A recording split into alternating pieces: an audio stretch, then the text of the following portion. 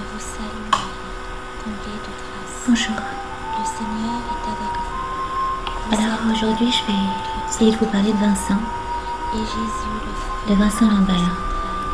Voilà, c'est une histoire très douloureuse pour moi. Mais je suis pleine d'espérance. Je pense que les gens commencent enfin à ouvrir les yeux. Je voudrais remercier Farida Bengoul qui était là devant le CHU de Reims et qui s'est battue pour Vincent. Voilà, ça fait 7 ans que Vincent est enfermé au CHU de Reims, qui est un centre de soins palliatifs, c'est-à-dire d'accompagnement aux mourants.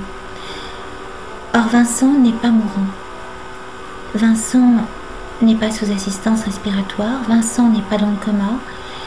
Vincent respire seul, il est autonome sur le plan organique. Et quant à son encéphalogramme, il n'est pas plat. Vincent est simplement handicapé, très lourdement certes, mais non pas irrémédiablement. D'ailleurs, là-dessus, les avis sont totalement partagés.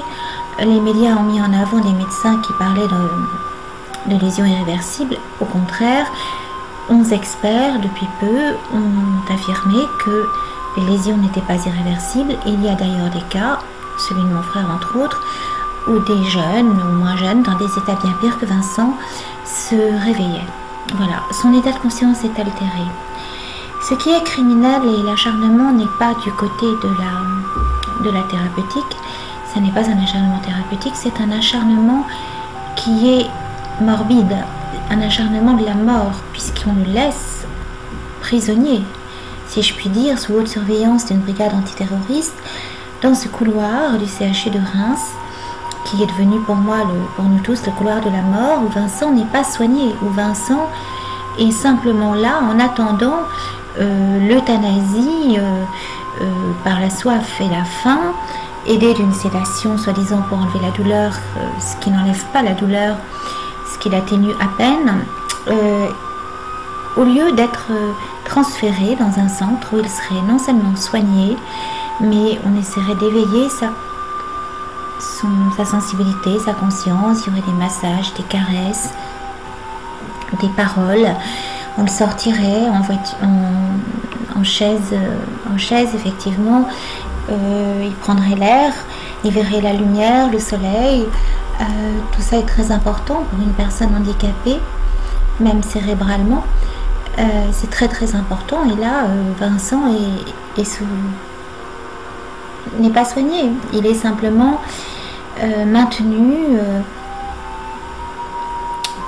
Voilà, il est hydraté et nourri, et on lui donne le minimum. Et là, quand on parle d'arrêt des soins, il faut être très clair, il ne s'agit pas d'arrêter les soins, il s'agit d'arrêter l'alimentation, puisque Vincent n'est pas soigné. Mais il s'agirait d'arrêter l'alimentation et l'hydratation. Alors, j'ai dit que Vincent n'est pas soigné, mais je le répète, en revanche, il est autonome, donc il n'a pas besoin d'une machine ni pour faire battre son cœur, ni pour respirer, ni pour quoi que ce soit. Il est parfaitement autonome, mais même l'alimentation par voie entérale pourrait être, progressivement enlevée, puisqu'il mange à la cuillère et des vidéos le montrent. Mais simplement, je crois qu'il y a dans ce CHU un désir d'économiser le temps, les moyens et l'amour, et finalement c'est tellement moins fatigant qu'une machine fasse le travail pour nourrir, plutôt que ce soit une infirmière qui lui donne, voilà, qui lui parle, qui lui donne à manger à la cuillère, comme l'a fait sa mère. Donc voilà, maintenant il faut vraiment prier pour que la vérité soit faite sur cette affaire, et que de plus en plus de gens se lèvent pour témoigner, pour faire des reportages là-dessus. Le docteur Sanchez refusait les reportages, donc c'est vraiment terrible. Et là, il y a des vidéos qui ont fait le tour du net. La femme de Vincent va attaquer la maman de Vincent pour avoir diffusé ces vidéos où on voit Vincent manger à la cuillère ou pleurer.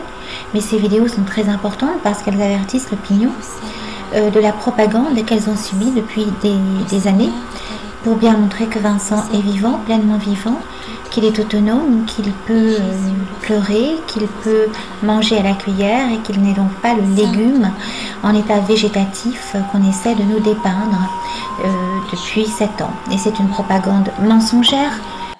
De notre mort. Amen. Je vous salue Marie, comblée de grâce. Le Seigneur est avec vous. Vous êtes bénie entre toutes les femmes, et Jésus, le fruit de vos entrailles, est béni. Sainte Marie, Mère de Dieu, priez pour nous, pauvres pécheurs, maintenant et à l'heure de notre mort. Amen.